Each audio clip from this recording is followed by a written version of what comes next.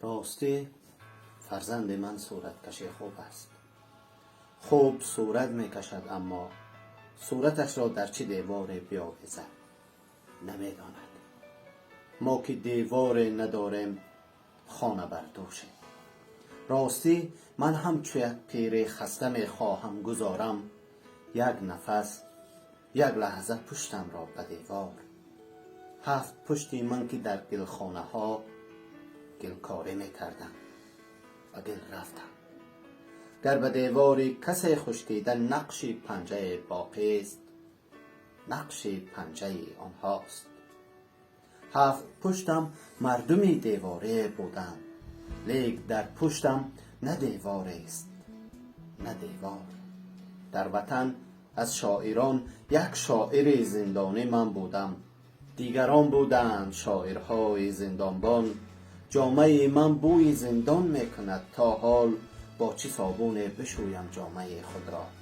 از خراش سیم خارش دستهایم را اگر بستم، چون ببندم این درون پرخراشم را، چون ببندم این درون ریشم را. در قفای چشمک زندان که همچون چشم سوزن بود، از تمام چهره ها یک چهره گل چهره را من دیده بودم. از تمام چهره ها یک چهره گل چهره را بوسیده بودم. بوسم در چشمک زندان نمی غنجید. از وطن وقتی که می رفتم صبح به فیضش نمایان بود، بر سرش برف نخستین زمستان بود. این که گفتم در جوانی موسفیدم کرد، در جوانی موسفیدش کردند یک باره در یک شب. خوب پیرش کردند یک باره در یک شب. صبح با فیضی که من باری سفر بستم، صبح روی کودکانم بود. دختری من اختر این صبح صادق بود. از وطن وقتی که می رفتم یادم از او در فضا می رفت، دادم از او در هوا می رفت. گفتم از روی هوا خط می کشم روی وطن را. بعد از این بگذار بگذار، او نبیند روی من را، من نبینم روی او را. خواستم در شیشه تنگی هواپیما به این معنی خط کشم اکنون، ولی آن شیشه را نخواست بوسیدم. چون دلم میخواست بوسیدم. بوسم در شیشه تنگی هواپیما نمی‌گنجید. از وطن رفتم، ولیکن دور رفتن از وطن امکان ندارد. میکشد چون زاد بودی مهربان مهرش، گرچه با من مهربان کم بود.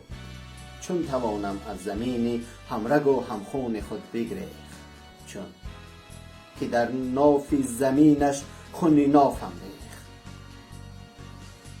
زادگاهم در سری کوهی سفید شربیش توتیا دارد، در سری کوهی زرفشان مومیا دارد. زادگاهم آبی گرم و آب شورک دارد و زهر گیا دارد. در قطار فوج مورش هم قدم دارم، بلکه من در این قلمرو 100 نیستم هم قلم دارم. لنگر دار و درازی ترنه های نوبهارش کو، چاک چاکی چاککی شب زنده دارش کو. پشته خاکی که خاکی خاکساری قبلگاه هم بود، کو خانه من خانقاه هم بود. کو سفیداران انبوه سراپا چشم، چشمی پر مهر و محبت. کو چناری سراپا پنجه دست، پنجه دستی مددگار. از وطن رفتم، ولیکن دور رفتن از وطن امکان ندارد. می کشد خاکش، از کشیدنهای خاکش نبض من کند است. ضربت نبضم مرتب نیست، ضربت قلبم مرتب نیست. از وطن رفتم، ولیکن می کشد خاکش، خس و خاشاکش.